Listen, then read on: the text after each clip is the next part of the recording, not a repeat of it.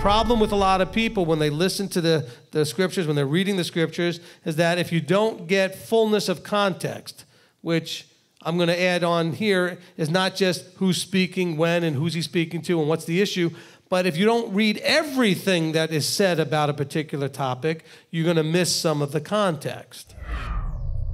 So they said to him, what sign then would you do so that we see and believe you? What would you do? So now he's going to really explain all this in clarity. But remember, they understood that it had to do with them doing something. What work should we do? What things should we do to demonstrate that we're doing the things that Abba would want us to do? How can you transform into his image if you don't understand what his image is? He is the full embodiment of Torah observance, which is why you cannot become him through the Christian system. The Christian system has wiped that whole thing out. Now, I don't know what they think Jesus represents, because maybe you can do that, okay, without Torah, but Yeshua you cannot accomplish without Torah. Let's deal with this, because I'm still dealing with some of you evangelical, and I don't mean evangelical like denominationally. Those of you that feel the need, because Christianity made you kind of think this way, to go and convert everybody or save everybody.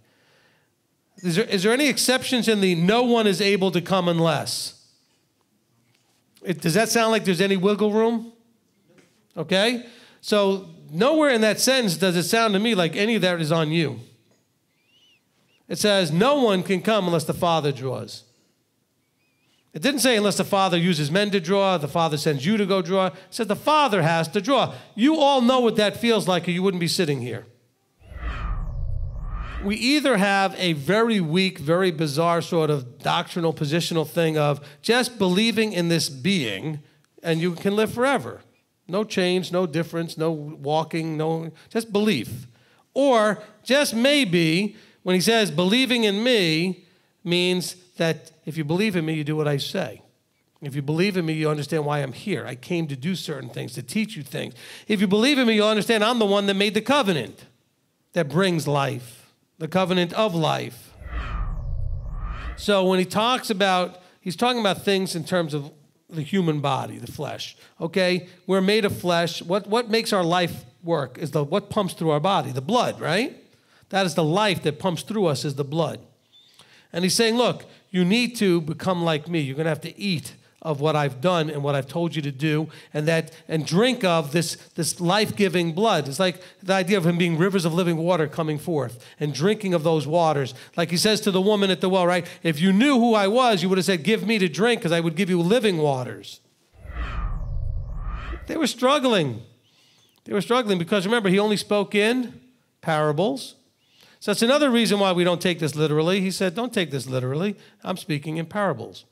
By the way, just like you don't take this literally, we also don't take the Lazarus and the rich man story literally, as far as being this is what happens when you die or not. That wasn't the point of the story. I know I'm stirring up things I don't need to stir up. But you understand? As you read stuff he says, when it's in parable form, story form, it's not literal everywhere, not just wherever it's convenient for your doctrine. Of course, you go to them and say, you need to change your whole life around and change everything you're doing and the way you do it and everything else. Nobody's interested in that. You weren't either. That wasn't what you were looking for. But when he popped you and punched you and poked you and got your peace all disturbed, you needed to figure out how to scratch that itch and fix that problem. And in that searching, you realized, oh, in order to do that, I'm going to have to change everything. And it's worth it. But you were not interested. That was not what you were looking for. So now he's making an inference to another place that we've talked about, this whole idea of the hierarchy. Okay, the Father and the Son are not equal. See how many people get mad at me every time I say that? I get emails and Facebook messages and everything else. He says here, the Father is greater than all. Now he says, my Father and I are one in verse 30, but he says, I and my Father are on the same page. We are in congruent thought, behavior, action, but my Father's still higher and has higher authority than me. How many of you were told that you have to accept Messiah as your personal Messiah? Well, he's not your personal anything. You're his personal something. He paid for you. You didn't pay for him. He bought and paid for you. Right? You're bought and paid for, not him. So when it says possess the Son, what is that talking about? What did Peter say? You possess words of life. And if I possess your words of life, I'm possessing you.